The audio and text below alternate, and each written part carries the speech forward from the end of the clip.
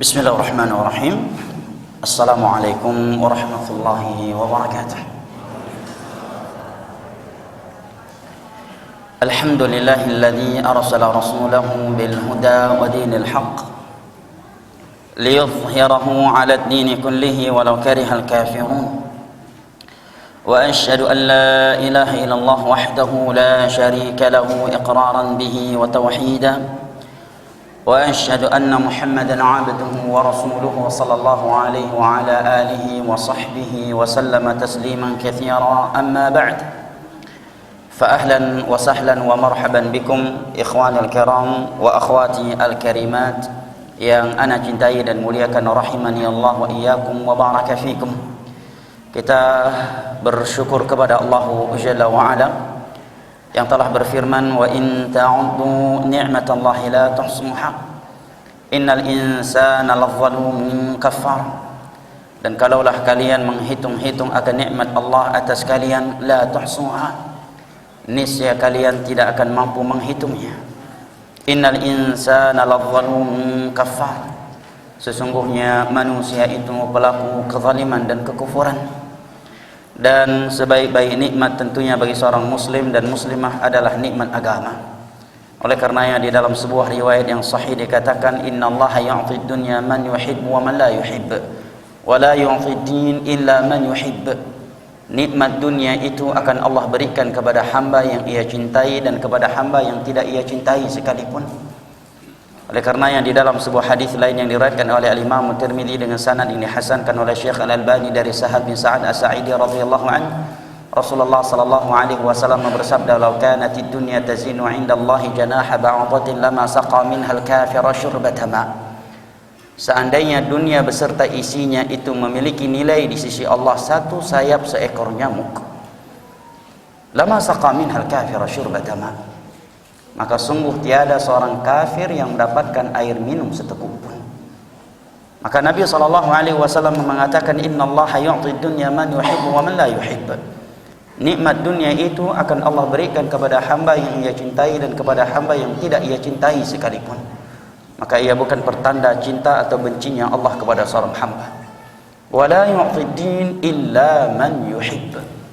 Adapun nikmat agama, akidah yang lurus, beribadah sesuai dengan sunnahnya Rasulullah sallallahu alaihi wasallam, dekat dengan Allah Jalla wa Ala dan dijauhkan dari maksiat kepadanya, tidak akan pernah Allah berikan kecuali kepada hamba yang ia cintai sahaja. Oleh karenanya di antara doa Nabi kita sallallahu alaihi wasallam adalah, Allahumma la taj'al musibatana fi dinina. Ya Allah, jangan engkau timpakan musibah itu dalam urusan agama kami. Hilangnya akidah, hilangnya ibadah, atau hilangnya taqwa kepada Allah Jalla wa Ala. Inilah musibah yang Nabi SAW meminta kepada Allah agar Allah tidak menimpakannya kepada beliau dan umatnya. Allahumma la taj'al musibatana fi dinina.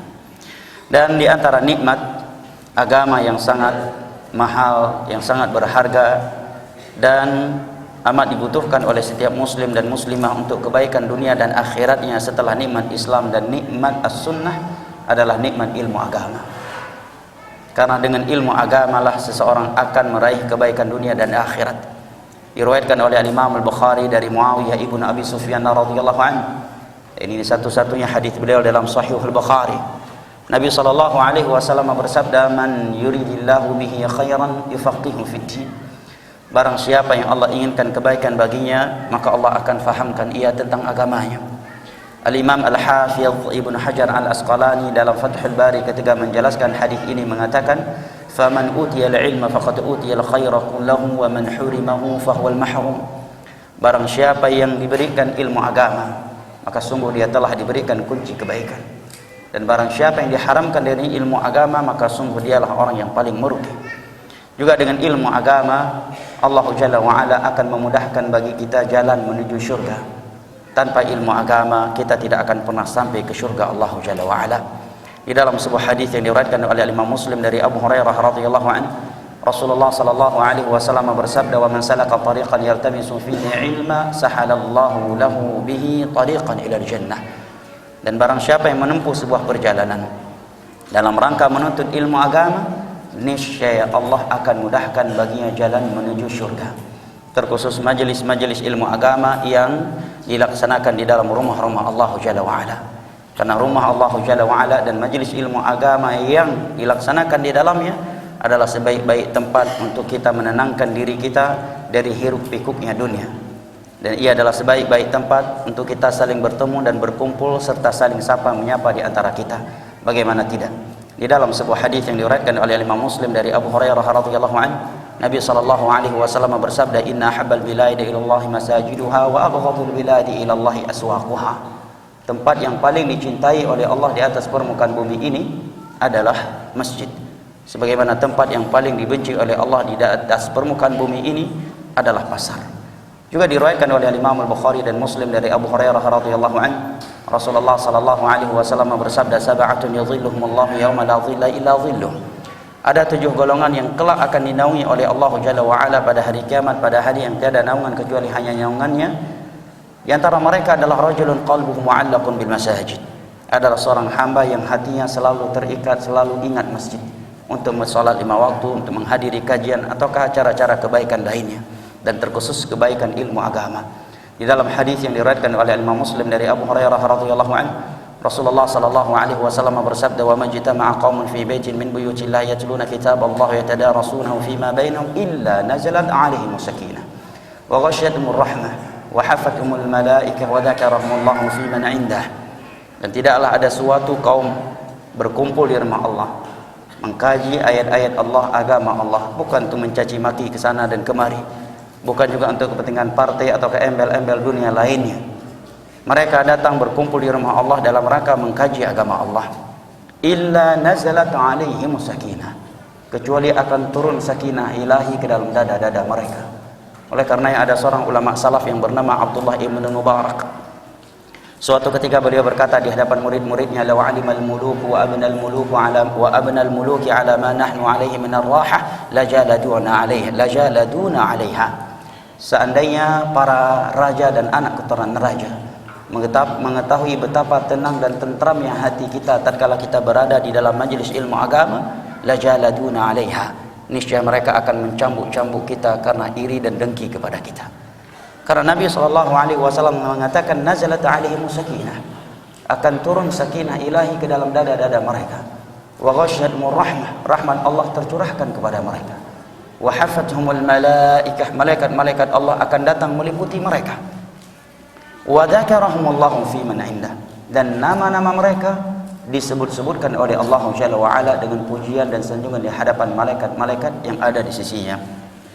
Maka sekali lagi kita bersyukur kepada Allah yang telah mempertemukan dan mengumpulkan kita kembali di rumahnya yang mulia ini, yang semoga Allah Jalla wa Ala menjadikannya sebagai sumber pahala jariah kepada yang telah membangunnya setelah libur panjang bulan Ramadan yang lalu.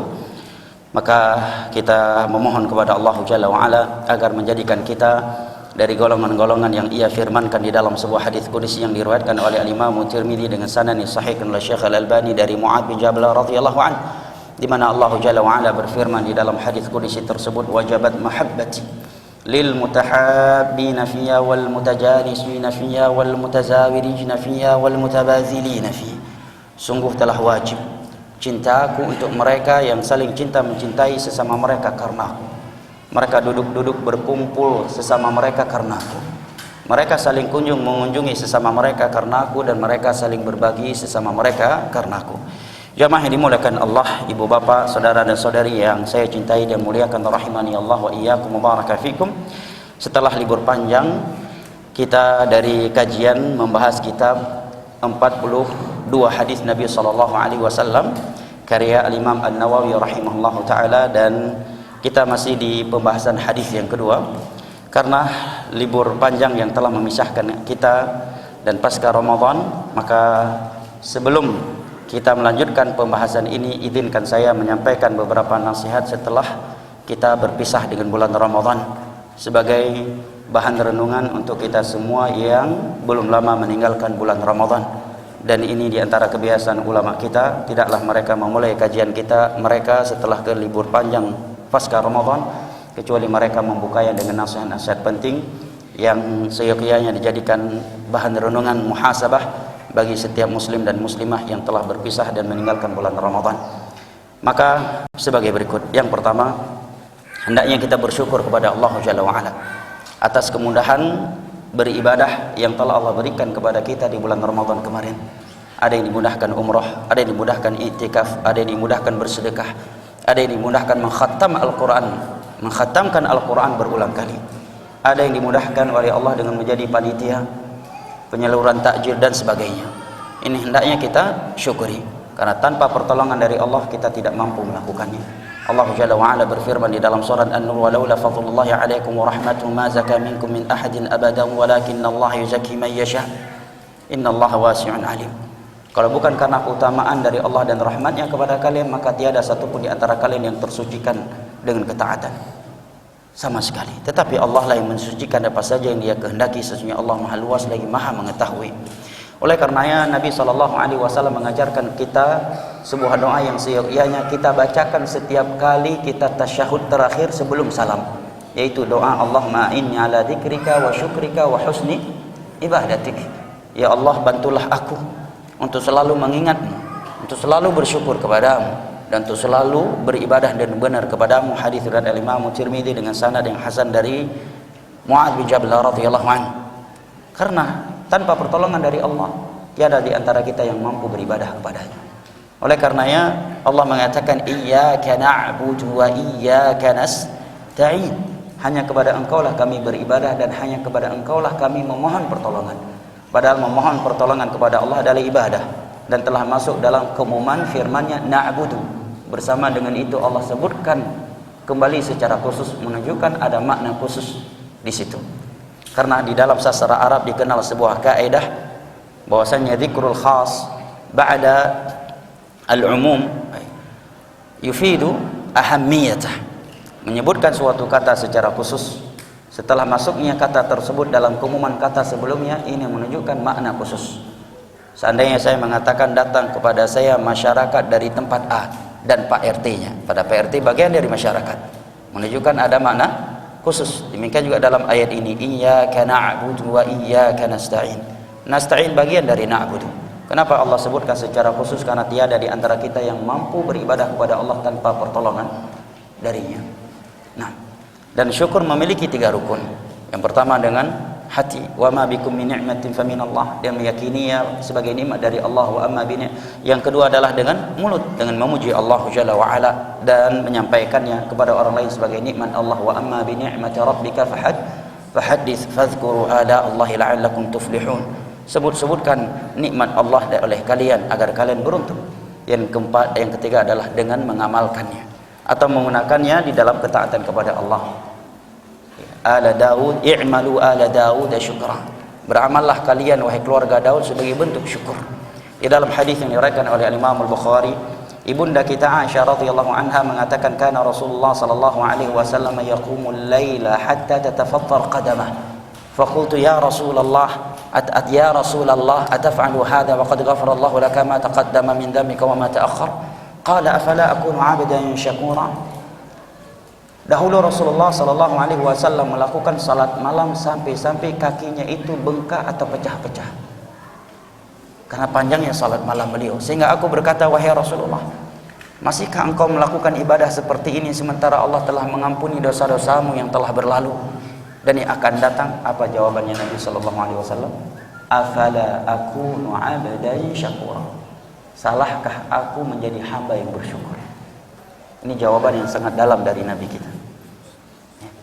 Mungkin kalau kita tidak memahaminya, seakan-akan tidak ada kesinkronan antara pertanyaan Aisyah dengan jawaban beliau, ya kan?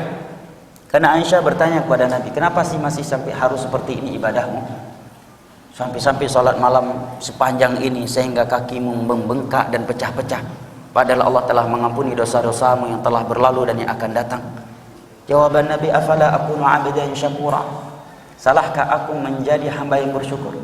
Menunjukkan bahwasanya tanda utama seorang hamba itu adalah hamba yang bersyukur, adalah banyaknya ibadah dia kepada Allah Jalla wa ala. Nabi justru karena sudah dijamin ampunannya memperbanyak ibadah. Afala akunu 'abdan syakur. Nah, maka ibadah-ibadah yang kita lakukan di bulan Ramadan kemarin, meskipun kita telah berikhtiar, itu adalah pertolongan dan taufik dari Allah. Kalau bukan taufik dari Allah, mungkin di Ramadan kemarin kita adalah menjadi orang yang paling fasik, yang paling fajir, yang paling banyak maksiatnya. Nah, yang kedua nasihat dari para ulama kita setelah kita berpisah dan meninggal kemenangan Ramadan adalah, meskipun kita merasa dan melihat ibadah kita lumayan banyak di Ramadan kemarin, tetapi kita tidak boleh merasa telah berjasa dan telah melakukan ibadah yang banyak kepada Allah. Allah Jalla wa'ala berfirman, وَلَا تَمْنُنْ تَسْتَكْثِرْ, dalam surat Al-Mudaththir. وَلَا تَمْنُنْ تَسْتَكْثِرْ, jangan sekali-kali kalian merasa telah berjasa dan telah berbuat banyak untuk Allah Jalla wa'ala. Karena jamaah yang dimuliakan Allah, ibadah yang telah kita lakukan, meskipun kita menilainya sangat banyak dan sudah besar, jika dibandingkan dengan dosa-dosa yang telah kita lakukan kepada Allah, itu tidaklah seberapa. Apalagi kalau mau dibandingkan dengan nikmat-nikmat yang telah Allah berikan kepada kita. Nah, makanya kalau mau dikatakan tiket masuk surga ibadah yang kita lakukan, nah, nggak cukup itu dijadikan tiket masuk surga. Makanya ada hadis Nabi yang berbunyi, la yudkhila ahadakumul jannata amaluh. Ibadah kalian itu bukan tiket masuk surga kalian. Artinya kalian masuk surga bukan semata-mata karena ibadah, ditukar ibadah. Saya udah sholat, ya Allah berikan aku surga, bisa. Bukan alat tukar. Surga Allah lebih mahal dari itu. Kalian masuk surga dengan rahmat ya Allah. Maka para sahabat bertanya, wala anta ya Rasulullah, apakah engkau juga tidak masuk surga kecuali dengan rahmatnya Allah? Maka Nabi mengatakan, wala ana illa anna Allah taghammadani bi rahmatihi. Demikian juga aku, hanya saja rahmat Allah telah meliputiku. Dan di antara cara mendapatkan rahmat Allah adalah beramal. Ikhwanil kiram wa akhwati al-karimat, dalam sebuah riwayat yang sahih, Nabi SAW bersabda, law anna rajulan khurra ala wajhihi min awwali yawmin wulida fil ard, seandainya fi mardatillah, seandainya ada seorang hamba, dia semenjak hari dilahirkan telah diseret dengan wajahnya ke tanah di jalan Allah, kemudian di hari kiamat nanti dia bertemu dengan Allah, maka dia akan meremehkan semua perjuangan yang telah ia lakukan tersebut di jalan Allah. Kenapa? Melihat banyaknya dosa yang telah dilakukan dan dia belum bertobat darinya, melihat banyak nikmat Allah yang belum dia syukuri, dan sempurnanya surga Allah. Sehingga seandainya ada di antara kita telah berjuang di jalan Allah, saking besarnya perjuangan dia di jalan Allah, semenjak dilahirkan sampai matinya dia diseret di jalan Allah dengan tanahnya ke bumi. Nanti di hari kiamat ketika dia dihisab oleh Allah, dia tidak menganggap amalan dan perjuangannya itu memiliki nilai. Dia meremehkannya. Kenapa? Karena dosa-dosa yang masih sangat banyak dan dia belum bertobat darinya. Karena banyak nikmat Allah yang belum dia syukuri, dan sempurnanya surga Allah Jalla wa'ala. Maka sekali lagi jemaah dimuliakan Allah, Allah mengatakan wala tamnu tastakthir. Jangan merasa, oh Ramadan anak kemarin udah luar biasa nih, saya umrah sebulan penuh, saya i'tikaf Masjidil Haram, saya udah khatam Al-Quran kemarin, gua juga sedekah, ya, pasti gua masuk surga. Haram, dosa Allah kalau nggak mau masukkan gua ke surga ini. Nggak boleh seperti ini. Nah, wala tamnu tastakthir, jangan sekali-kali engkau merasa telah berjasa dan merasa telah berbuat banyak. Dan ini sifatnya orang-orang yang beriman. Di dalam surat Al-Mu'minun, surat bernama Al-Mu'minun, kriteria orang-orang mukmin. Apabila dia memiliki kriteria tersebut, dipastikan mereka masuk surga oleh Allah. Apa di antara kriteria mereka yang Allah sebutkan di dalam surat Al-Mu'minun adalah apa yang Allah firmankan di dalam ayatnya, walladzina yu'tuna ma ataw wa qulubuhum wajilatun annahum ila rabbihim raji'un.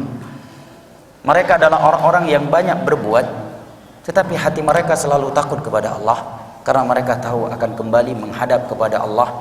Oleh karena yang mereka bersegera dalam kebaikan dan berlomba-lomba di dalamnya. Ketika ayat ini turun, ibunda kita Aisyah radhiyallahu anha datang kepada Nabi SAW bertanya, wahai Rasulullah, apakah yang dimaksud oleh Allah di dalam ayat ini? Mereka banyak berbuat tetapi hati mereka tetap takut kepada Allah, sehingga Allah memuji mereka. Apakah mereka adalah yang banyak minum khamar, sering mencuri dan sering berzina tetapi tetap takut kepada Allah sehingga Allah memuji mereka? Apakah demikian pemahaman ayat ini?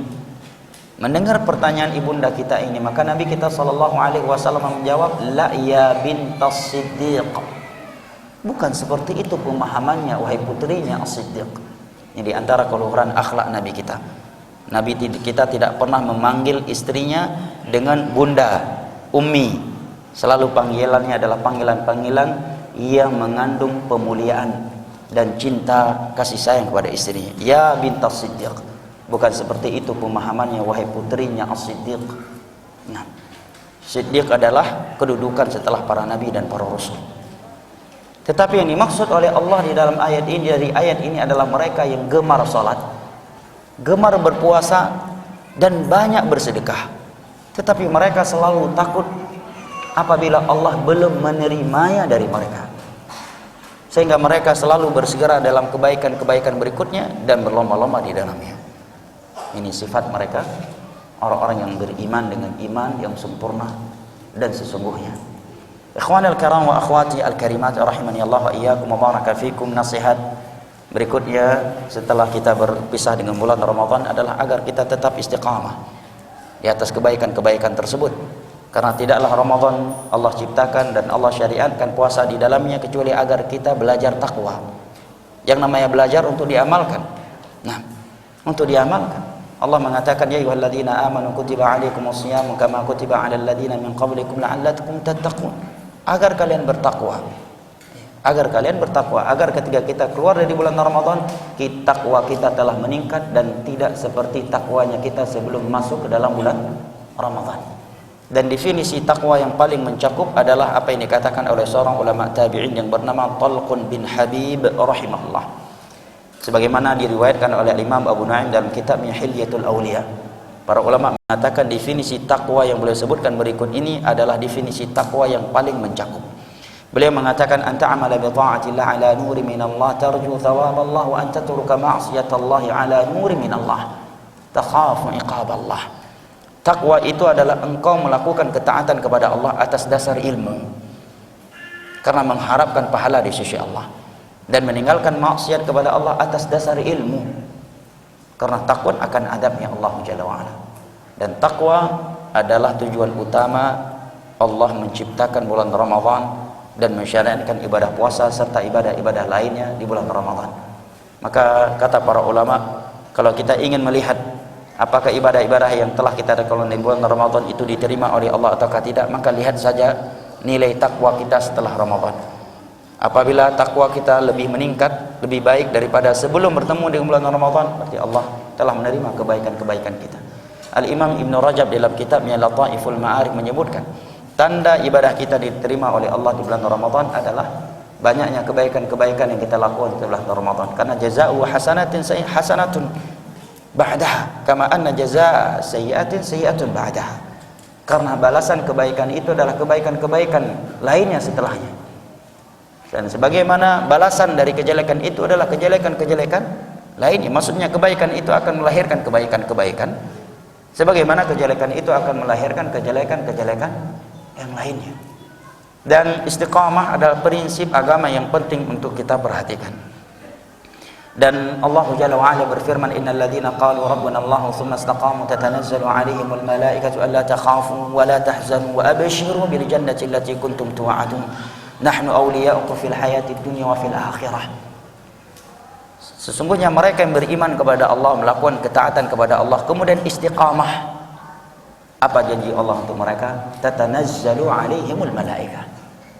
Malaikat-malaikat Allah akan turun berduyun-duyun kepada mereka. Kata ulama tafsir, ini di saat dia sudah terbujur kaku dan nyawanya hendak dicabut oleh malaikat maut. Di saat tidak ada lagi yang mampu mencegah dan membantu dia dari malaikat maut. Orang yang istiqamah dalam beragama, ketika dia ingin dicabut nyawanya oleh malaikat maut, akan turun malaikat-malaikat khusus untuk menemani dia dan menghiburnya.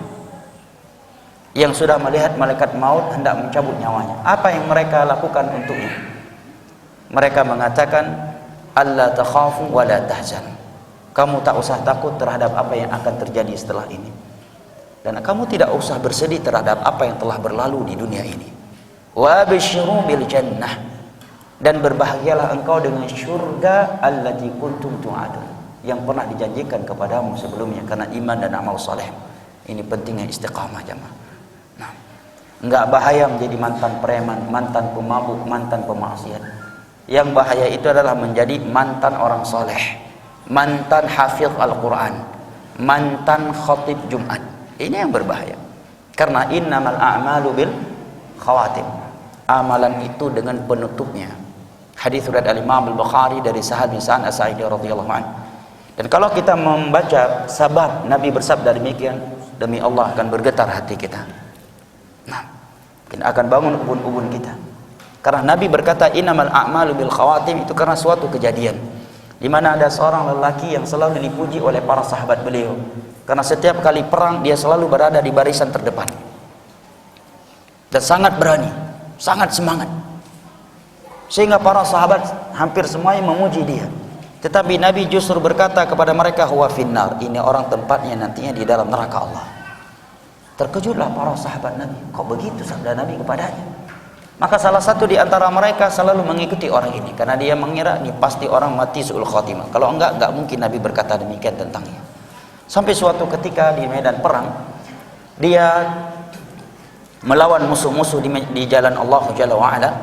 Kemudian beberapa anak panah musuh tertancap di tubuhnya, sehingga dia terluka parah. Dia tidak sabar, fanasaba saibah, dia pun menancapkan tombak atau pedangnya, faqatala nafsah, kemudian dia bunuh diri.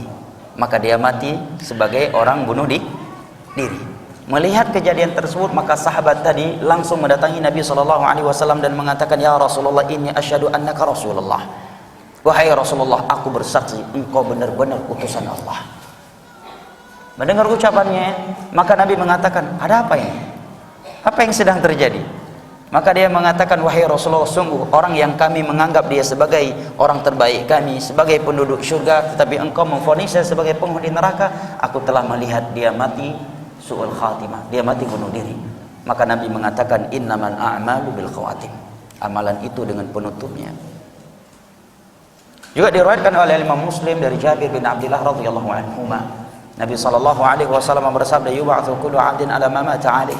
Setiap hamba itu akan dibangkitkan sesuai dengan kondisi matinya.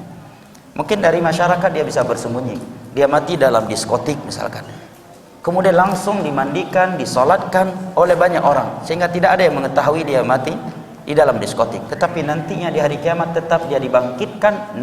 Para nabi, para rasul dan seluruh muslim tahu dia mati dalam diskotik. Yub'atsu kullu 'abdin 'ala ma mata 'alaih. Setiap orang itu akan mati akan dibangkitkan sesuai dengan kondisi matinya. Yang mati di tempat kebaikan akan dibangkitkan dia mati di atas tempat kebaikan, dan yang mati di atas kejelekan akan dibangkitkan di atas kejelekan tersebut. Oleh karenanya ada ucapan yang sangat indah dari seorang ulama salaf yang bernama Abu Hazim, seorang ulama tabi'in. Ucapan yang luar biasa, dan jadikan ucapan beliau berikut ini sebagai tips agar kita selalu istiqamah di atas agama Allah. Dan tidaklah seseorang mengamalkannya kecuali akan istiqamah di atas agama Allah Jalla wa'ala. Dan ucapan beliau ini seyogyanya kita catat dengan tinta emas yang kita miliki. Beliau mengatakan, kullu syai'in takrahul mauta 'alaih fatruku. Diriwayatkan oleh Imam Abu Nu'aim dalam kitabnya Hilyatul Awliya. Saya ulangi, kullu syai'in takrahul mauta 'alaih fatruku. Setiap sesuatu yang kamu tidak mau dimatikan di atasnya, maka tinggalkan. Setiap kali kita ingin melakukan sesuatu, coba pertimbangkan, seandainya saya mati dan saya sedang melakukan ini, mau nggak? Nah, kalau kamu nggak mau mati di atas sesuatu itu, maka tinggalkan sesuatu itu. Kullu syai'in takrahul mauta 'alaih fatruku. Setiap sesuatu yang kamu tidak mau dimatikan di atasnya, maka tinggalkan. Kenapa? Karena innamal a'malu bil khawatim. Karena Nabi mengatakan, yub'atsu kullu 'abdin 'ala ma mata 'alaih. Setiap orang itu akan dibangkitkan sesuai dengan kondisi matinya, atas apa dia dimatikan. Maka kata Abu Hazim rahimahullah, Salamah bin Dinar, kullu syai'in takrahul mauta 'alaih fatruku. Setiap ucapan, perbuatan yang kamu tidak mau dimatikan di atasnya, maka tinggalkan. Ini ucapan yang luar biasa dari seorang ulama salaf yang bernama Abu Hazim Salamah bin Dinar rahimahullahu taala, riwayat Imam Abu Nu'aim dalam kitabnya Hilyatul Awliya. Ikhwanil karam wa akhwati al-karimat rahimani Allah wa iyyakum wa baraka fikum. Yang terakhir, hendaknya kita selalu berdoa kepada Allah agar Allah menerima ibadah-ibadah yang telah kita lakukan di bulan Ramadan. Karena Al-Imam Ibnu Rajab Al-Hambali rahimahullah taala mengatakan, kana salafu yad'una Allah sittata ashhur an yudriku Ramadan. Ulama salaf dahulu 6 bulan sebelum datangnya bulan Ramadan sudah berdoa kepada Allah siang dan malam agar dipertemukan dengan bulan Ramadan. Dan setelah mereka melewati bulan Ramadan, mereka juga berdoa kepada Allah selama 6 bulan agar Allah menerima ibadah-ibadah yang telah mereka kerjakan di Ramadan kemarin. Nah, kita baru sebulan meninggalkan Ramadan sudah lupa berdoa kepada Allah agar Allah menerima ibadah-ibadah kita di bulan Ramadan kemarin, seolah-olah semua itu sudah pasti diterima. Ulama salaf dahulu 6 bulan sebelum datangnya bulan Ramadan siang dan malam berdoa kepada Allah agar Allah mempertemukan mereka dengan bulan Ramadan. Dan setelah bulan Ramadan pergi, selama 6 bulan pula mereka selalu berdoa kepada Allah agar Allah menerima ibadah-ibadah yang telah mereka kerjakan di Ramadan tersebut. Karena kata sebagian ulama salaf, "Lau anni a'lam anna Allah taqabbala minni mithqala dzarratin min khairin latamannaitul maut." Seandainya aku bisa memastikan bahwa Allah telah menerima kebaikan yang telah aku lakukan walaupun sebesar atom, perumpamaan yang paling kecil dalam ilmu kimia, ya kan? Sebesar biji gandum, maka aku akan meminta berangan-angan untuk langsung dimatikan oleh Allah. Tetapi tidak ada yang mampu memastikan. Nah, baik ikhwan al-karam wa akhwati al-karimat rahimani Allah wa iyyakum wa baraka fikum. Insyaallah taala kita akan melanjutkan kajian rutin kita membahas kitab Al-Arba'in. Pada pertemuan yang terakhir kita membahas hadis yang kedua, sebuah hadis yang menjelaskan kepada kita tiang-tiang agama ini, landasan agama ini. Hadis yang menjelaskan kepada kita rukun-rukun Islam, rukun-rukun iman, dan apa itu ihsan. Itu hadis Umar bin Khattab radhiyallahu anhu yang menceritakan kepada kita bahwa suatu ketika Nabi SAW sedang duduk di dalam Masjid Nabawi bersama para sahabatnya, datanglah seorang laki-laki yang berpenampilan rapi lagi bersih, dengan rambutnya yang sangat hitam bersih, dengan bajunya yang sangat putih, duduk langsung di hadapan Nabi SAW. Dia meletakkan kedua tangannya atas kedua pahanya. Tiada di antara kami yang mengenalnya, tetapi juga tidak ada tanda-tanda musafir pada diri. Ini kan aneh. Kalau dia musafir terlihat kumuh, tidak bersih, rambut gak mungkin sebersih itu, baju tidak mungkin sebersih itu. Kalau dia musafir, mestinya kan mukim. Kalau dia mukim, mestinya ada yang mengenalnya di antara kami. Tiada yang mengenalnya dari antara kami, dan juga tidak ada tanda-tanda musafir pada diri. Karena kalau musafir di masa itu langsung ketahuan. Karena musafir di masa itu membelah padang pasir. Pasti ya rambutnya kotor, bajunya kotor, dan sebagainya. Dan lebih aneh dari itu, kata Umar bin Khattab, dia mengatakan, "Ya Muhammad." Biasanya memanggil Nabi dengan "Ya Muhammad" hanyalah Arab Badui. Kalau dia sahabat Nabi yang sudah lama mengaji, dia akan memanggil Nabi "Ya Rasulullah", "Ya Nabi Allah". Karena itu adabnya, la taj'alu du'a ar-rasul ka du'ai bainakum, ka du'ai bainakum. Jangan kalian memanggil Nabi seperti kalian memanggil sebagian yang lain. Kemudian dia bertanya tentang Islam, maka Nabi pun menjelaskan bahwa rukun Islam adalah bersyahadat la ilaha illallah wa anna Muhammadan Rasulullah, menegakkan salat, menunaikan zakat, berpuasa di bulan Ramadan, dan haji apabila engkau mampu melakukannya. Setelah Nabi menjawabnya, dia mengatakan, "Shadaq, jawaban kamu itu benar." Fa'ajibna lahu yas'aluhu yusaddiquh. Maka kami pun heran, ini orang udah bertanya kok dia pula yang membenarkan jawabannya. Ini tujuan bertanya untuk apa sih? Kemudian dia kembali bertanya, "Ya Rasul, ya Muhammad, akhbirni anil iman." Wahai Muhammad, beritahukan kepadaku apa itu iman. Maka Nabi mengatakan, "Antu'mina billahi wa malaikati wa kutubihi wa rasulihi wal yaumil akhir wa tu'mina bil qadari khairi wa syarri." Iman itu adalah engkau beriman kepada Allah, kepada para malaikatnya, kepada hari akhir, kepada para rasul, kepada kitab-kitabnya, dan engkau beriman kepada takdirnya yang baik maupun yang buruk. Dia pun mengatakan engkau benar. Kemudian dia mengatakan, apa itu ihsan? Maka Nabi mengatakan, ihsan adalah engkau beribadah kepada Allah seakan-akan engkau melihatnya. Ini sudah kita jelaskan pada pertemuan yang lalu. Di sini Nabi mengatakan seakan-akan engkau melihatnya, karena Nabi mengatakan dalam riwayat yang lain, "Innakum lan taraw rabbakum hatta tamutu." Tidak ada satupun di antara kalian yang bisa melihat Allah sampai dia mati. Nanti dia akan melihat Allah di hari kiamat. Nah, Allah berfirman dalam surat Al-Qiyamah, wujuhu yawma idzin nadhirah ila rabbiha nadhirah. Ada wajah-wajah yang berseri-seri di hari kiamat nanti karena mereka melihat kepada Allah Jalla wa Ala. Allah juga berfirman dalam surat Yunus, lilladzina ahsanul husna wa ziyadah. Bagi mereka yang telah berbuat baik, al-husna syurga, wa ziyadah dan tambahan. Secara etimologi, secara bahasa, ziyadah artinya tambahan. Tetapi Al-Quran tidak dipahami semata-mata dengan etimologi. Secara bahasa harus merujuk kepada Al-Quran, kepada hadis atau pemahaman para salaf. Ketika kita membaca kitab-kitab tafsir, maka akan kita lihat di sana hadis-hadis dan ucapan para sahabat Nabi yang menjelaskan bahwa ini maksud dengan ziyadah di sini, yang artinya dalam bahasa adalah tambahan, adalah an-nadharu ila wajhillah, melihat wajah Allah Jalla wa Ala.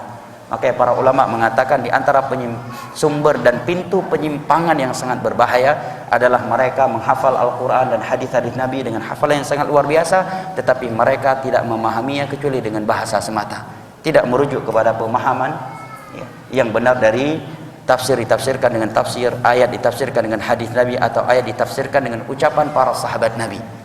Kemudian para tabi'in. Setelah itu di tingkat terakhir para ulama katakan baru dipahami dengan maknanya yang berlaku secara etimologi. Itu pun jika tidak menyelisihi maknanya yang telah disebutkan dalam hadis atau ucapan para sahabat Nabi.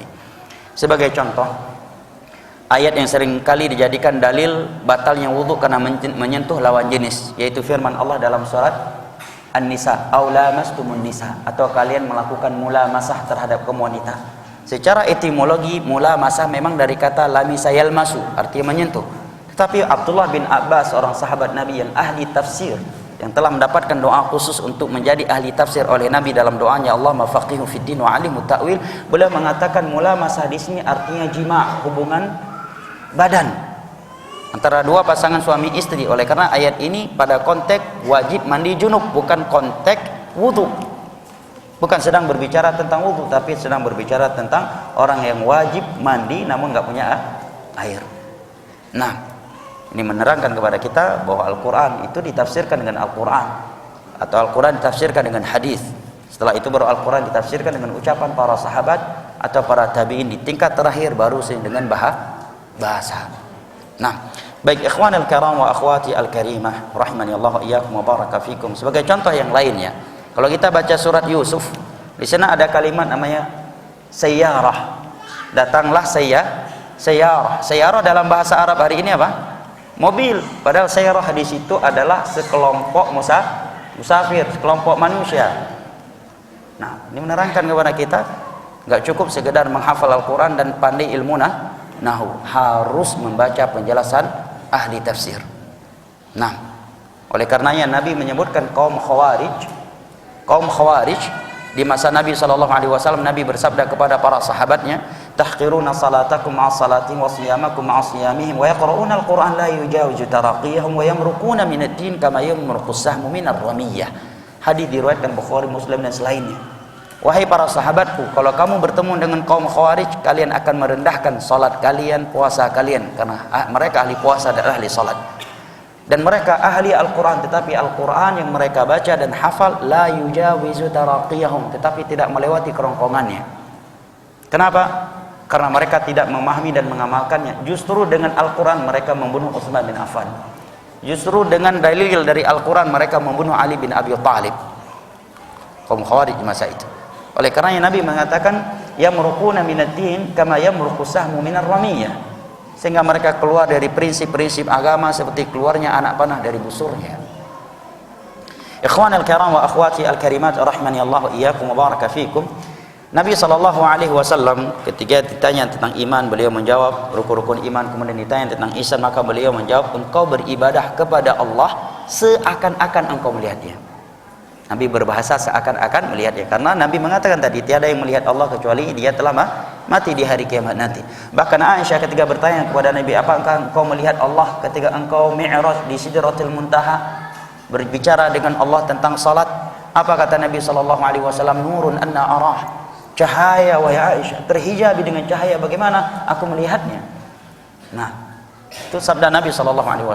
Sehingga amat dusta apabila ada orang yang mengaku bisa melihat Allah secara hakiki. Nah, bahkan tidak ada yang bisa berbicara dengan Allah kecuali dia seorang Rasul. Allah sebutkan seorang Rasul dari malaikat atau kepada Nabi. Nah, bahkan juga kata para ulama, dusta yang sangat besar apabila ada orang yang mengaku lihat Nabi secara langsung. Kalau mimpi memang Nabi menyampaikan, barang siapa yang melihatku dalam mimpinya, maka itu adalah mimpi yang benar. Kenapa? Fa inna syaitan la yatamatsalu bi. Karena syaitan tidak mampu menyerupai aku. Nah, apabila yang dia lihat adalah Nabi dengan sifat-sifatnya, maka itu benar dan dia mukmin. Tapi kalau dia lihat adalah Nabi menyampaikan ini dan itu, tapi hidungnya pesek, matanya sipit, Nabi kita bukan orang Cina, orang Arab. Atau mau menyampaikan kepadanya suatu ibadah yang belum pernah Nabi sampaikan, boleh berikan kepada dia tarikat zikir, tarikat ibadah, ini jelas tipu daya syaitan. Karena tidaklah Nabi dimatikan kecuali agama ini telah sempurna. Al-yawma akmaltu lakum dinakum wa atmamtu alaikum ni'mati wa raditu lakumul Islam madina. Ma min khairin yuqarribukum ila al-jannah illa qad bayyantu wa ma min syarrin yuqarribukum ila an-nar illa qad bayyantu. Ya, tiada suatu kebaikan yang mendekatkan kita ke surga Allah kecuali telah beliau terangkan, dan tiada suatu kejelekan yang dapat menjerumuskan kita ke dalam neraka Allah kecuali beliau telah memperingatkannya. Maka di antara tanda mimpi bertemu dengan Nabi itu tidak benar dan adalah tipu daya syaitan adalah ada anjuran melakukan ibadah-ibadah tertentu yang belum pernah Nabi sampaikan sebelum wafatnya. Abu Bakar saja enggak mengetahuinya. Khulafaur Rasyidun, para sahabatnya saja tidak mengetahui ibadah itu. Dia bisa mengetahui, satu-satunya orang yang mengetahuinya. Kenapa? Karena mimpi bertemu Nabi. Ini jelas-jelas syaitan yang dia lihat, bukan Nabi SAW. Nah, walaupun di atas kepalanya ada sorban sebesar ember made in Jepang, jangan percaya. Ini adalah kedustaan, buhtanun azim, kedustaan yang nyata. Nah, ikhwani al-kiram wa akhwati al-karimat rahimani Allah wa iyyakum wa baraka fikum. Kemudian Nabi mengatakan, fa in lam takun tara, jika kamu tidak mampu seperti itu, seakan-akan melihat Allah, minimal kata Nabi, fa inna Allah yarak, hadir di hatimu bahwa Allah sedang melihatmu. Seandainya kamu tidak mampu beribadah kepada Allah dengan kondisi hati seakan-akan sedang melihat Allah, paling tidak hadir di hatimu Allah sedang melihatmu. Ini ihsan dengan Allahu Jalla wa Ala. Adapun ihsan dengan manusia adalah badlun nada wa kaful adha wa talaqatul wajh was sabru 'alal adha. Ihsan bersama manusia adalah berbagi tentang kebaikan, menahan diri untuk tidak mengganggu mereka, ya.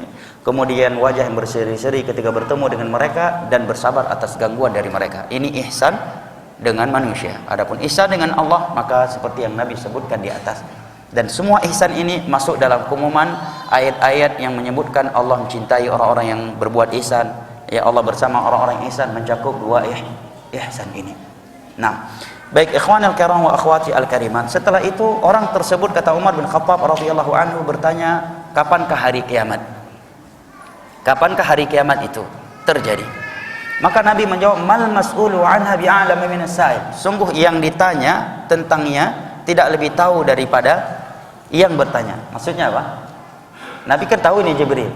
Ya, kalau bahasa orang, gua tidak lebih tahu daripada ente. Artinya ente lebih tahu daripada ane. Ente aja nggak tahu kapan hari kiamat.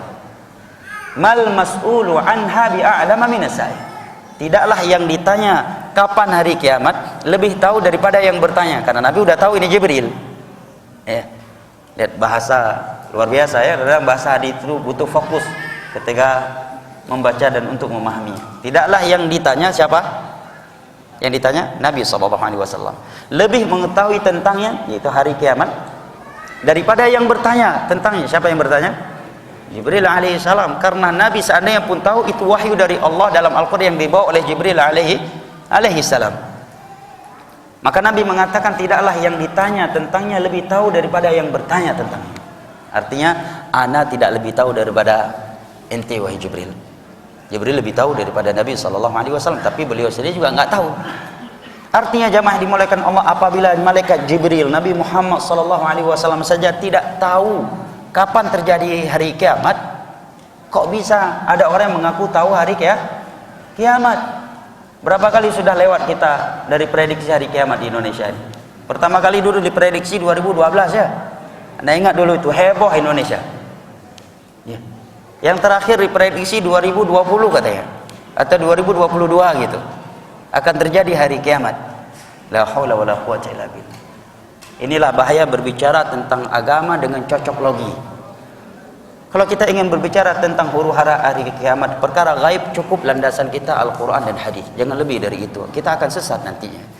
Apalagi dengan cocok logi, mengaitkan dengan kematian bodyguard fulan, kematian ini, kejadian ini, korupsi ini dan sebagainya, dikait-kait. Ini cocok logi namanya. Ini namanya tukang ramal, bukan ustaz. Ini peramal, walaupun dia di atas mimbar Jumat. Ini namanya peramal. Arraf dah bahasa hadis. Arraf itu suka menebak perkara-perkara gaib dengan kejadian-kejadian tertentu.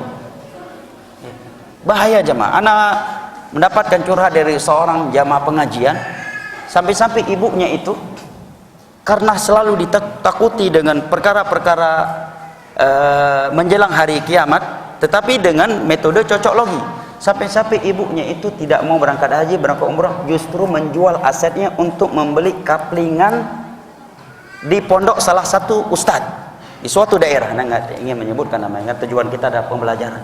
Sampai segitunya jemaah, bayangkan tuh.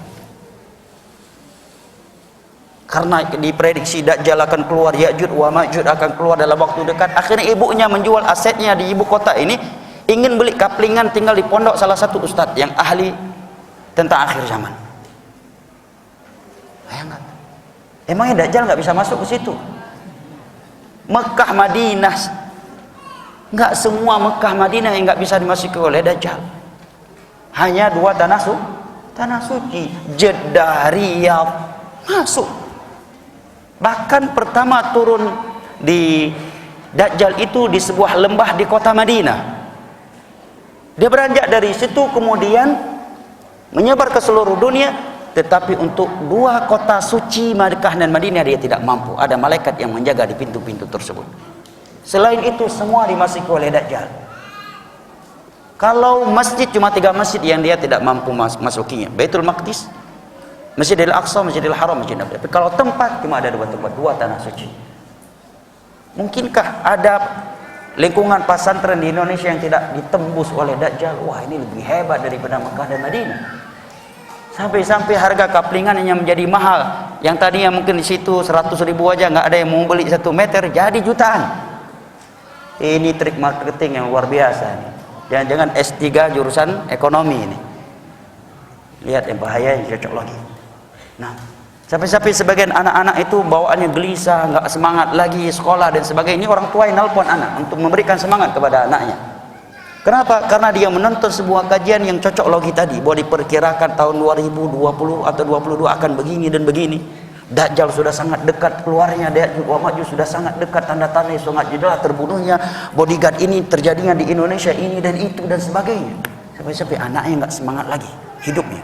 Anak diminta nelpon memberikan semangat secara khusus untuk anaknya. Kan bahaya. Nabi berbicara tentang huru-hara di hari kiamat justru menyebabkan muslim menjadi tambah semangat hidup, ya kan? Untuk memperbanyak amal soleh. Karena yang bahaya itu bukan kita bertemu dibunuh oleh Ya'juj wa Ma'juj. Nggak ada hadis yang mengatakan barang siapa yang bertemu dengan Dajjal tempatnya neraka. Tidak ada hadis mengatakan orang yang mati dibunuh Dajjal atau Ya'juj wa Ma'juj tempatnya neraka, ya kan? Tidak ada hadisnya. Namun Nabi memerintahkan kepada kita untuk menjauh darinya. Bahkan ada seorang pemuda ditangkap oleh Dajjal. Kemudian dia terbelah menjadi 2. Kemudian dihidupkan kembali oleh Dajjal. Dengan izin dari Allah tentunya sebagai ujian. Kemudian dia mengatakan, apakah kamu masih ragu aku ini sebagai Tuhanmu? Maka dia mengatakan, aku semakin yakin bahwa engkaulah Dajjal yang pernah Nabi sebutkan di dalam hadis-hadisnya. Nah, dan Nabi pun menyebutkan ada 2 tahun sebelum keluarnya Dajjal, di mana di 2 tahun tersebut dunia ini paceklik secara keseluruhan. Tiada gizi yang mereka konsumsi selain tahlil, tahmid, tasbih, zikir kepada Allah. Tidak ada sesuatu yang berwarna hijau dari itu tumbuhan, kata Nabi. Nggak ada hujan selama 2 tahun. Nggak ada yang berwarna hijau. Sehingga para sahabat bertanya, apa yang mereka konsumsi, apa gizi? Bagi mereka ya Rasulullah, Nabi katakan gizi mereka tahlil, tahmid, tasbih, takbir. Dan perangnya antara Muslim yang dibantu oleh Nasrani membantai Yahudi. Ya, ada tanda-tanda sebelum itu. Tidak pernah Nabi kaitkan dengan terjadi korupsi besar-besaran. Ya. Kemudian terbunuhnya bodyguard Raja Fulan. Ya. Terjadi ini dan itu. Oke, kalau udah berbicara masalah agama, terkhusus masalah gaib, kita nggak boleh keluar dari Al-Quran dan hadis. Lihat Nabi ketika berbicara tentang Dajjal wa Ya'juj wa Ma'juj, bagaimana beliau menyampaikannya, para sahabatnya, para ulama, apakah mereka melakukan cocoklogi? Pada di masa itu ada kejadian-kejadian besar. Utsman bin Affan mati terbunuh di mana? Di depan Masjid Nabawi. Masih di dalam tanah suci Masjid Nabawi, masih di Madinah. Dibunuh oleh kaum muslimin, oleh jamaah haji, bukan Yahudi, bukan Nasrani yang membunuhnya. Ali bin Abi Thalib dibunuh dan beliau sedang keluar dari rumahnya untuk mengimami salat subuh di 10 terakhir bulan Ramadan. Gak ada para sahabat yang melakukan cocoklogi dengan keluarnya Dajjal dan Ya'juj wa Ma'juj. Demikian juga kejadian-kejadian besar setelah itu. Makanya Nabi SAW ketika ditanya oleh Jibril tentang hari kiamat dan itu masalah gaib, beliau menjawab, mal mas'ulu anha bi'a'lama minas sa'il. Tidaklah yang ditanya tentangnya lebih tahu daripada yang bertanya tentangnya. Kemudian Jibril baru mengatakan, akhbirni an amaratiha, sampaikan kepadaku tanda-tanda hari kiamat yang menunjukkan hari kiamat telah dekat. Maka Nabi pun menjawab dengan menyebutkan tanda-tanda kecilnya. Nabi mengatakan, antalidal amatu rabbata wa antaral hufatil uratil alah yatatawaluna fil bunyan. Tanda sudah dekatnya hari kiamat di mana engkau melihat seorang budak sahaya perempuan melahirkan majikannya. Maksudnya apa? Ada budak yang halal, ya, dengan rincian hukum dalam Islam, dia disetupui oleh majikannya. Ingat ya, budak bukan pembantu ya, pembantu bukan budak. Nah, budak itu adalah seseorang yang pernah menjadi budak di tempat orang, di tengah-tengah orang kafir, kemudian terjadi atau tawanan perang ya antara Muslim dan kafir di masa itu dengan jihad yang syar'i, dengan syarat-syarat yang sangat detail dan ketat, menjadi tawanan, kemudian dibagi-bagikan oleh pemerintah Muslim kepada mujahidin, kepada rakyatnya, dan itu pun ada batasan-batasannya, ada rincian-rincian yang sangat ketat. Kemudian dia melahirkan seorang anak, otomatis anaknya itu dibinkan ke ayahnya, dan otomatis dengan itu menjadi majikannya. Nah, dan ini amat jarang terjadi. Yang kedua, kata Nabi, engkau melihat orang-orang yang tadinya tidak beralas kaki, tidak berpakaian, tidak beralas kaki, tidak berpakaian, para pengembala, karena miskinnya mereka, tiba-tiba mereka berlomba-lomba meninggikan bangunan. Nah, ini mencakup Arab dan mencakup selain Arab. Artinya banyaknya orang yang tiba-tiba menjadi orang kaya. Dan apa yang Nabi katakan, ini sudah kita lihat, bahkan sudah terlihat jauh hari sebelum. Bayangkan padang pasir, nggak ada apa-apa di sana, menjadi negara-negara terkaya di dunia. Hah? Gimana tuh? Padang pasir, ya, hampa, ya, kurun padang pasir, tetapi menjadi negara terkaya di dunia. Ini luar biasa. Demikian juga ada orang yang tadinya miskin luar biasa, tiba-tiba menjadi orang kaya, dan kekayaannya itu tidak dia gunakan untuk agama Allah, justru untuk bermegah-megahan, untuk berlomba-lomba dengan orang lain. Ini tanda sudah dekatnya hari kiamat. Setelah itu orang ini pun pergi, kata Umar bin Khattab. Setelah sekian lama Nabi bertanya kepada aku, wahai Umar, tahukah kamu siapa yang bertanya tadi? Maka aku menjawab, Allah wa Rasulullah alam. Allah dan Rasulnya lah yang lebih mengetahui. Ini adab kalau kita ditanya tentang ilmu agama dan kita tidak tahu. Jawab Allah wa alam. Ya, jangan justru menjawab, karena jahil itu ada dua, kata para ulama. Yang parah, satunya lebih parah dari yang lainnya. Yang pertama, jahlun basit. Ini dimaklumi, dia nggak tahu dan mengakui dirinya tidak tahu. Apa hukum ini? Dia wallahu alam. Ini namanya jahl basit. Ada yang jahal murakkab, jahal kuadrat. Udah tahu dirinya jahil, tapi nggak menyadari. Kita tanya apa hukum ini, dia nggak tahu, asal jawab aja. Kalau bahasa kita asbun ya, asal bunyi. Ini namanya jahal murakkab. Nah, jahal murakkab ini nggak ada obatnya kalau bukan hidayah dari Allah. Nah, ini namanya jahal murakkab. Umar menjawab, aku tidak, Allah dan Rasul yang lebih tahu. Maka Nabi menyampaikan, itulah Jibril alaihi salam yang datang kepada kalian ingin mengajarkan agama Allah kepada kalian dengan cara bertanya. Baik ikhwan al-kiram wa akhwati al-karimat, sebagian ulama ada yang menulis kitab khusus, satu kitab khusus menjelaskan satu hadis ini. Karena banyaknya faedah penting dalam agama kita yang dapat kita petik dari hadis yang mulia ini. Dan pada pertemuan yang lalu kita telah membahas rukun-rukun Islam. Di sana telah kita bahas rukun atau syarat-syarat la ilaha illallah.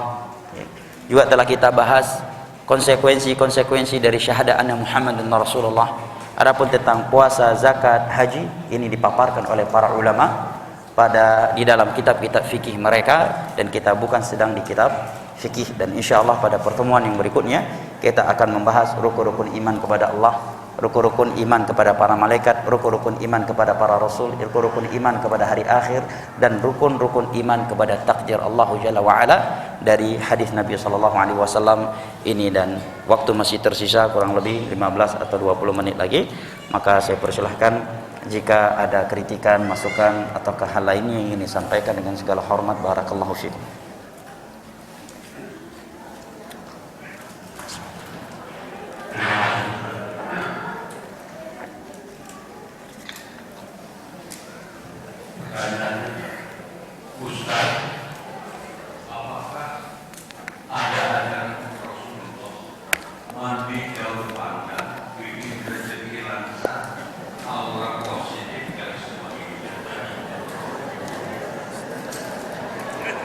Anjuran dari Rasulullah mandi daun pandan bikin rezeki lancar dan aura lebih ini.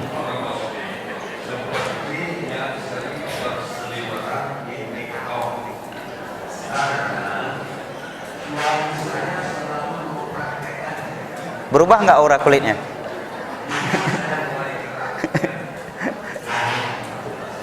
Baik, Masya Allah. Ya, para ulama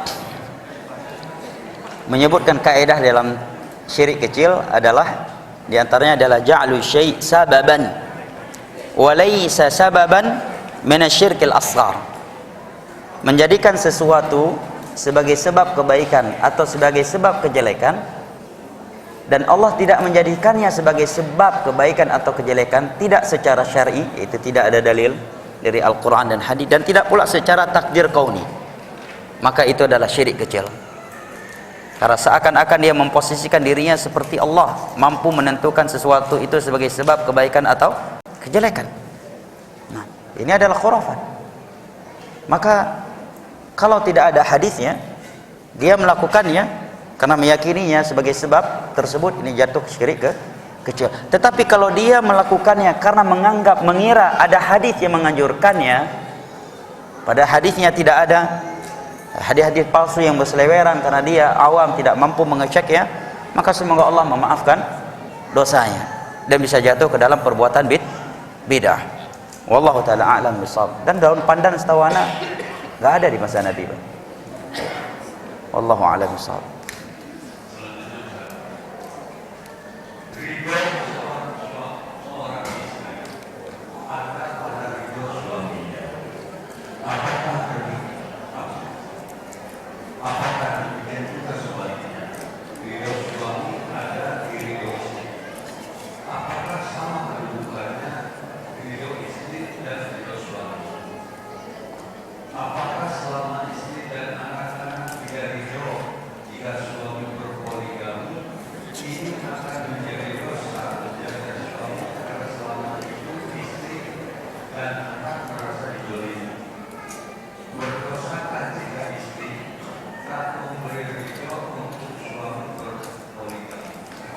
Masya Allah.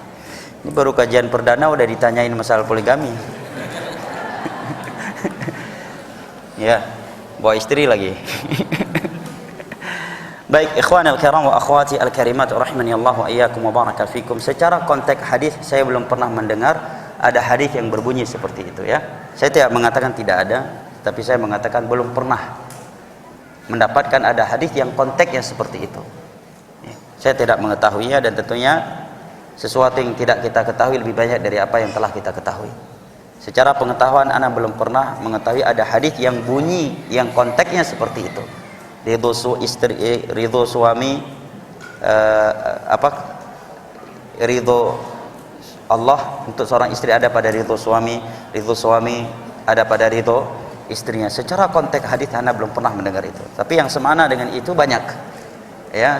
Yang untuk lelaki ya, untuk suami, Nabi mengatakan apabila seorang wanita dipanggil oleh suaminya untuk berhubungan tempat tidur, kemudian dia enggan melakukannya, maka Allah dan Rasulnya akan melaknatnya. Allah dan malaikatnya akan melaknatnya sampai suaminya meridhoinya.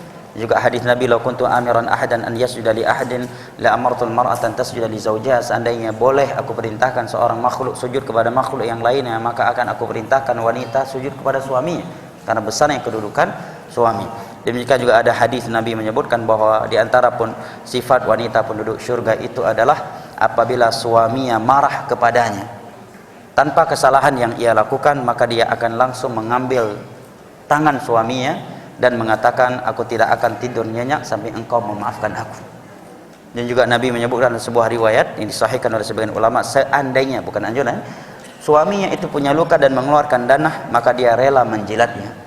Menjelaskan kepada kita besarnya kedudukan seorang suami di sisi seorang istri dalam Islam. Sampai-sampai Nabi SAW mengatakan kepada seorang wanita, "Suamimu adalah jannatuki wa naruki," akan menjadi surgamu dan akan menjadi nerakamu. Tapi secara konteks di dalam hadis seperti yang disebutkan tadi, ridho suami pada ridho istri pada suami, wallahu alam, Anda belum pernah mendengarnya. Dan terkait tadi masalah poligami, berdosakah apabila tadi ada masalah pertanyaan, apabila dia mengizinkan suaminya poligami atau tidak mengizinkan? Karena kalau berdosakah biasanya tidak mengizinkan. Kalau tidak mengizinkan, berdosakah apabila si istri tidak mengizinkan suaminya berpoligami? Yang pertama, barakallahu fiik, ana ingin membahas dan menyebutnya secara ringkas terkait poligami ini. Kita harus berbicara dari dua sudut ya. Sudut yang pertama sebagai hukum Allah, maka hukum Allah tiada yang boleh kita komentari kecuali dengan sami'na wa ata'na. Kalau kita berbicara tentang poligami dari sisi sudut ini sebagai hukum Allah, kita sebagai hambanya kewajibannya adalah sami'na wa ata'na, dan tidak benar mengatakan hitam putih poligami. Ini bahaya kalimat yang seperti ini. Yang benar adalah hitam putih praktisi poligami, itu benar.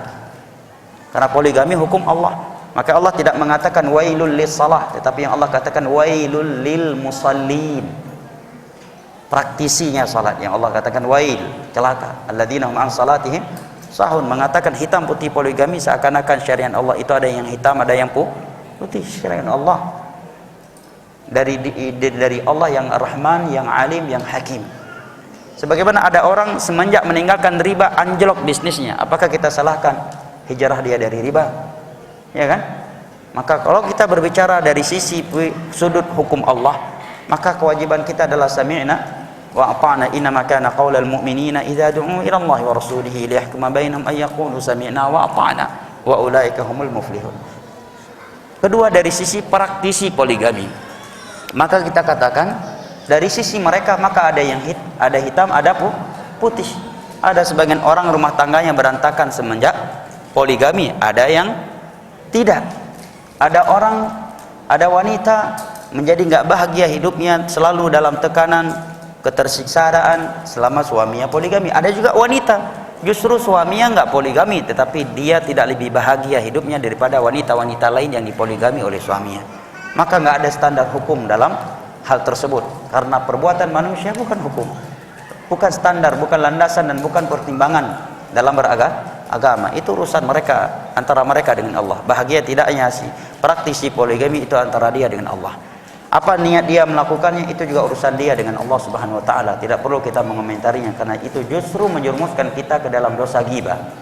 Dan dosa ghibah dosa besar yang tidak akan terhapuskan dengan salat 5 waktu, puasa, haji, umroh, Ramadan, karena dia dosa besar kecuali dengan bertaubat kepada Allah Jalla wa ala. Ya, hati-hati nih.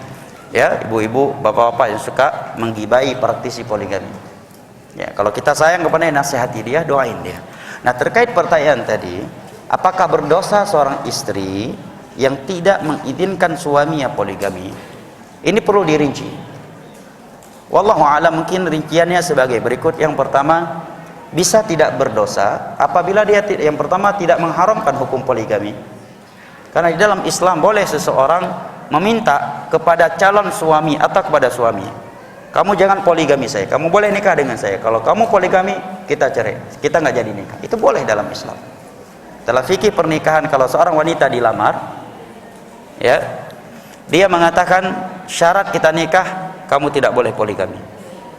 Nah, efeknya apa dari sisi hukum fikih? Apabila di tengah perjalanannya nanti si suami melanggar janji ini, maka si istri boleh menuntut pisah kepada hakim dan tidak harus mengembalikan maharnya, karena dia telah melanggar perjanjian fin nikah dalam pernikahan yang mereka lakukan. Karena dalam hal ini si wanita tidak dikatakan membenci poligami, dia menerimanya sebagai hukum Allah tetapi tidak mau diperlakukan, ya, dengan poligami. Nah, yang kedua, bisa tidak berdosa apabila dia memang melihat ini suaminya memang nggak layak poligami dari banyak sisinya. Dia melihat kalau suaminya poligami akan berantakan rumah tangganya, yang sekarang aja anak-anaknya nggak keurus, kemampuan ekonomi juga nggak punya, bahkan sebagian mereka juga kebutuhan fisik juga nggak punya, ya, cuma nafsu saja, kekuatan fisik saja dia nggak punya, dan kebutuhan syahwat yang dia butuhkan terpenuhi oleh istri pertamanya. Dan si istri melihat ini suami nggak layak poligami, karena satu aja nggak amanah dia dalam menunaikan amanah dari Allah Jalla wa'ala. Kalau pertimbangan-pertimbangan yang seperti ini, maka insya Allah seorang istri tidak berdosa apabila meminta suaminya untuk tidak poligami. Nah, jelas ya. Tetapi bisa berdosa apabila dia tahu suaminya baik, suaminya mampu dari finansial dan dari fisik. Juga kalau suaminya tidak poligami, sementara pintu-pintu zina terbuka lebar di depannya, dia juga mengetahui suaminya terkadang 2 minggu di tempat tersebut bekerja, 2 minggu di tempatnya, kalau tidak akan jatuh ke dalam zina, maka kalau dia melarangnya, dia khawatirkan menjadi sebab suaminya jatuh ke dalam dosa-dosa syahwat, maka dia bisa mendapatkan dosa dari sisi ini. Dia bisa mendapatkan dosa dari sisi ini. Sebenarnya di dalam Islam tidak ada kewajiban minta izin kepada istri. Makanya kalau ada suami minta izin poligami kepada istri, ini menunjukkan suami yang benar-benar sayang dan sangat cinta kepada istri pertamanya. Karena kalau dia mau nikah tanpa izin, bisa dalam Islam. Oleh karenanya izin istri pertama tidak dijadikan syarat poligami dalam Islam. Karena kalau itu dijadikan syarat, nggak ada yang mampu poligami di dunia ini, ya kan? Normalnya wanita nggak mengizinkan.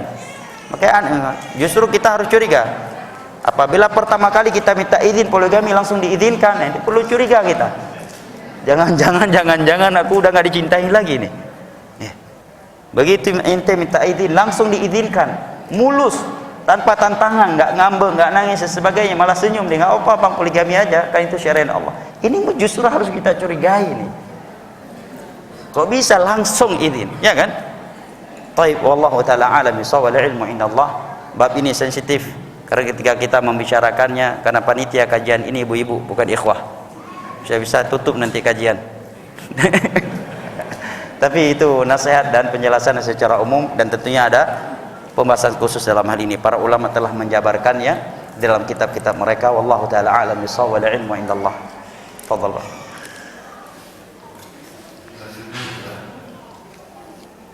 Di masyarakat kita sering ada kejadian yang dilakukan, misalnya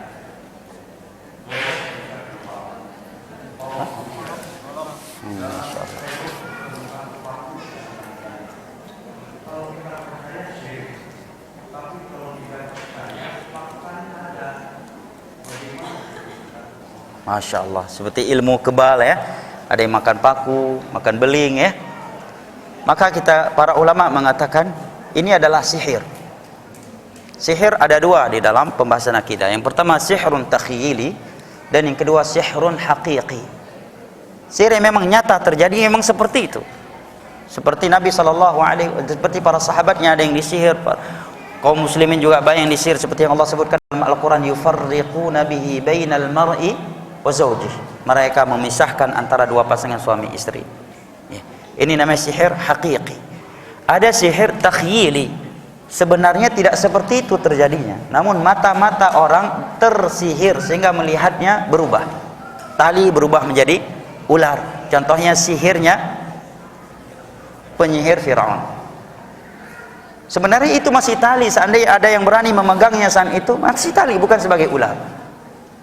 Makanya Allah mengatakan fasaharu a'yunan nasi wastarhabuhum waja'u bisihrin azim. Mereka telah menyihir mata-mata manusia dan membuat manusia takut. Sampai-sampai Musa alaihissalam saja ada rasa takut yang manusiawi di dalam hatinya.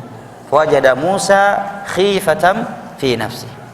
Nah, sebenarnya masih berbentuk tali, cuma mata manusia disihir. Bahwa itu sudah berbentuk ular. Demikian juga yang merubah kertas menjadi uang. Mata kita melihatnya memang uang, dan itu sihir. Itu sihir. Kita tidak boleh percaya kepadanya. Nabi SAW juga pernah disihir oleh Labid bin A'sam, Yahudi. Yukhayyalu ilai annahu yaf'alu syai' wa la yaf'alu. Berkhayal, sehingga beliau berkhayal melakukan sesuatu, beliau tidak sedang melakukannya. Ini sihir.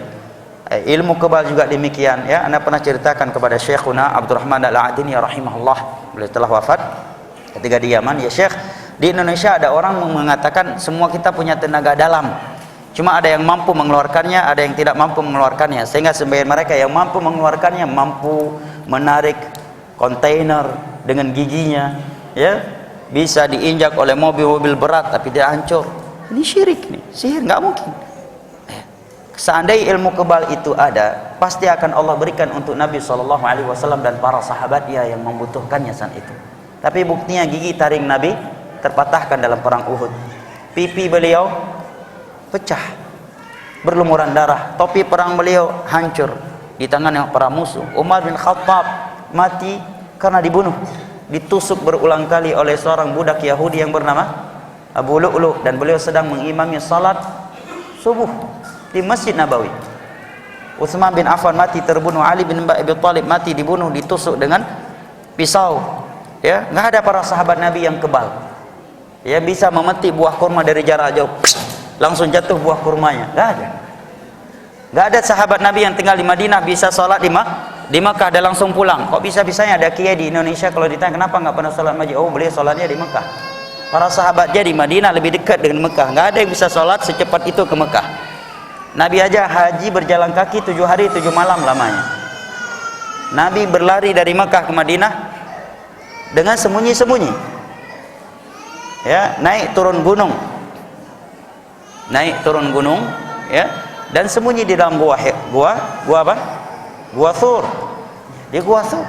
Gak ada sahabat Nabi yang punya ilmu kebal. Makanya disebutkan dalam sebuah cerita di zaman Khalifah Harun Ar-Rasyid, ada seorang memamerkan kekebalannya. Dia penggal dirinya tapi nggak putus. Dicoba oleh beberapa algojo beliau juga nggak putus. Maka turunlah sang khalifah dari singgasananya, kemudian mengambil pedangnya, kemudian mengatakan Bismillah Allahu Akbar. Langsung putus lehernya saat itu. Kalau ada orang yang ngaku kebal itu, ambil toa, bacakan ayat kursi, takbir Bismillah, penggal dia. Kalau ente seorang penegak hukum, kalau ente sipil jangan masuk penjara nanti. Ya. Dan ini ana pernah ingat, ana lupa di mana. Ada sebagian teman-teman mungkin semangatnya di situ ada aksi akrobat, atau di sini apa sebutannya? Tempat kami namanya akrobat apa? Apa? Debus. Satu lagi apa sebutannya? Kalau di Jawa? Pagar kuda lumping. Ya. Begitu ada yang bawa tawa sambil lewat baca Al-Quran, langsung berhenti dia melakukan. Tolong jangan ganggu kami di sini hanya sekedar cari nafkah, katanya. Kalau ada yang seperti itu, inti bawa tawa, bacakan Al-Quran, bukan sekedar rekaman ya. Inti bacakan Al-Quran, takbir, Bismillah. Dia minta ini, biar saya yang penggal pak. Ana yakin, saya yakin dia nggak berani ya. Bahkan pernah terjadi di Jawa Tengah, seorang teman menceritakan ada dukun di kampung itu mengaku tahu perkara gaib. Maka dia pun mendatanginya dan mengatakan, Pak dukun, kalau saya dengar bapak tahu perkara gaib. Benar kata dia. Maka seketika itu dia ngambil gelas yang berisikan air membanting di depan dukunnya. Setelah bertanya, apakah Anda mengetahui perkara gaib? Maka dia mengatakan, Anda dusta. Kalau Anda tahu perkara gaib, Anda tahu saya akan membanting gelas ini. Makanya pernah juga debat antara Syekh Al-Albani dengan seorang dukun yang mengaku tahu perkara gaib. Dan ini disebut oleh sejarah debat sebagai debat tercepat sepanjang sejarah debat di dunia ini. Jadi Syekh Al-Albani diajak debat oleh seorang dukun. Maka Syekh mengatakan, siap, saya mau berdebat dengan Anda dengan satu syarat. Si dukun pun bertanya, apa syaratnya? Kata Syekh Al-Albani, selesai debat kita. Anda nggak tahu perkara gaib, berarti kok masih nanya apa syaratnya? Kan ente tahu perkara gaib. Paham ya? Paham ya? Kata Syekh Al-Albani, saya mau berdebat dengan Anda tetapi dengan satu syarat. Si dukun yang mengaku tahu perkara gaib ini mengatakan, apa syaratnya? Kata Syekh Al-Albani, selesai debat kita. Anda nggak tahu perkara gaib. Kalau Anda tahu nggak perlu nanya apa syaratnya, kan udah tahu apa yang akan saya ucapkan, karena itu perkara gaib. Jelas wallahu taala alam. Ini jelas syirik, ini adalah sihir ya, walaupun kita melihatnya nyata ya sihir takhyili atau sihir hakiki. Menjauhlah dari mereka, bacakan ayat-ayat kursi kepadanya ya. Kalau Anda aparat, tangkap dia, ruqyah dia pakai Al-Qur'anul Karim, bacakan Al-Fatihah berulang kali. Nah, wallahu taala alam bissawab, wal ilmu indallah. Masih ada, Pak?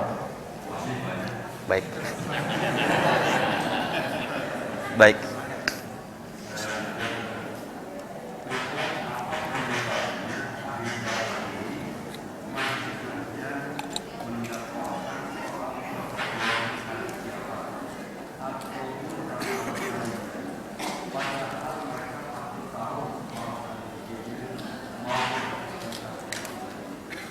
Gimana? Nggak dengar, Pak. Cek.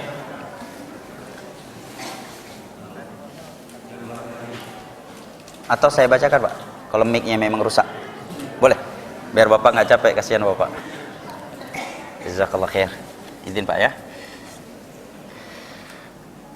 Apa penyebabnya Ustadz akhir zaman ini masih saja mendakwahkan soal cocok logi hari kiamat ataupun ramalan lainnya, padahal mereka pasti tahu soal hadis Jibril maupun hadis tentang hari kiamat?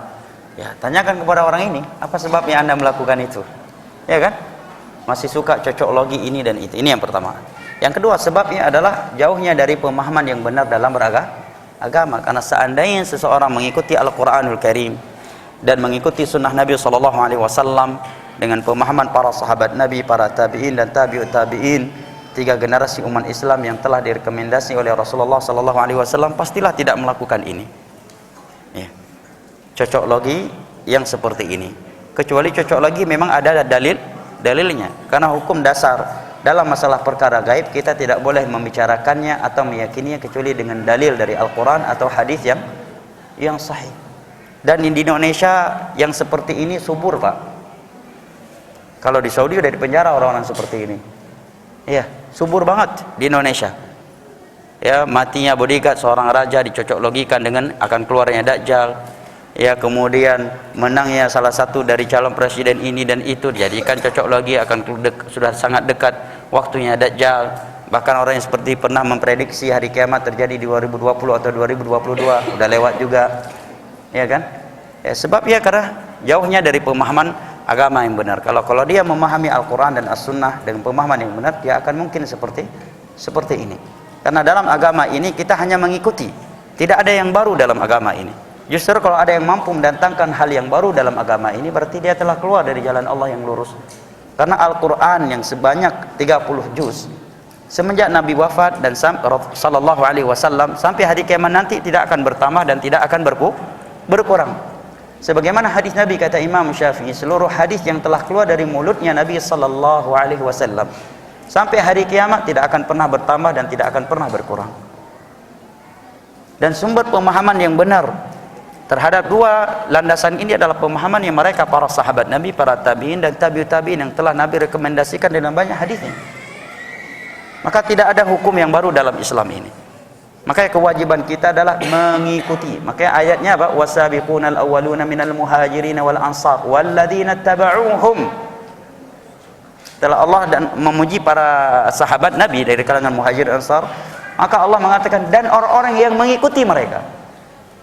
Maka kalau mau jadi muslim yang baik, bukan muslim pemikiran Islam, tetapi hendak menjadi muslim pengikut para Nabi sallallahu alaihi wasallam dan para sahabatnya. Halal dan haram yang telah diputuskan oleh Allah dan Rasulnya itu tidak akan pernah berubah sampai hari kiamat. Ya. Wajib dan sunnah juga demikian, tidak akan pernah berubah kecuali hal-hal yang berkaitan dengan definisi standar hukum secara hukum, tentang definisi safar, ya, tentang definisi silaturahim yang Nabi tidak sebutkan batasannya. Ini berkaitan dengan uruf, bisa berubah dengan berubahnya uruf dari satu tempat ke tempat yang lainnya, dari satu zaman dengan zaman yang lainnya. Tapi hukum yang baku, halal dan haram, tidak akan pernah berubah. Maka kewajiban kita adalah mengikuti. Nah, sebab ini terjadi karena tidak mengikuti, tapi justru melakukan pemikiran dan pencetusan pribadi. Wallahu taala alam bisawab. Assalamualaikum Ustaz, bagaimana hukum Islam untuk wali nikah anak di luar nikah? Apakah ayah si anak bisa menjadi wali nikah? Mohon penjelasannya, jazakallahu khairan. Ya. Terkait dosa zina, tentunya semua kita telah mengetahui besarnya dosa tersebut. Tapi yang sedang kita bahas adalah apakah anak tersebut dinisbatkan kepada ayah biologisnya ataukah tidak. Ini salah satu permasalahan fikih yang terjadi khilaf yang sangat kuat di antara ulama dalam hal ini. Ya, bukan hari ini, sudah terjadi semenjak dahulu. Dan ini bukan masalah prinsip yang salah satu dari pendapat tersebut disesatkan. Pendapat sebagian besar ulama mengatakan dia tidak dinisbatkan kepada ayah biologisnya. Ya, karena hadis al-waladu lil firash walil ahiril hajar. Anak itu untuk dua pasangan suami istri yang menikah dengan cara syar'i. Dan orang yang menzinai, yang mengaku itu punya anaknya karena pernah berzina dengan wanita istri dia, maka bagi dia adalah batu, yaitu rajam. Ini Nabi sabdakan karena ada suatu kejadian saat itu. Ada dua pasangan suami istri punya anak. Kemudian datang seorang lelaki mengatakan itu bukan anak dia, itu anak abangku. Ya, si abang dia dulu yang pernah berhubungan dengan wanita ini di masa jahiliyah. Secara mirip-mirip memang dengan abang dia.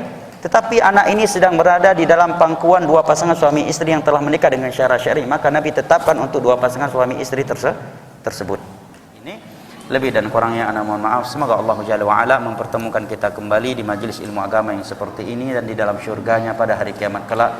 Amin ya rabbal alamin. Dan mudah-mudahan tiada di antara kita yang datang dan dia belum memiliki anak keturunan kecuali Allah anugerahkan untuknya anak keturunan yang saleh, dan tiada di antara kita yang terlilit hutang kecuali Allah Jalla wa Ala akan melunaskannya, dan tiada di antara kita yang datang dalam keadaan sakit kecuali Allah Jalla wa Ala menyembuhkannya. Amin ya rabbal alamin.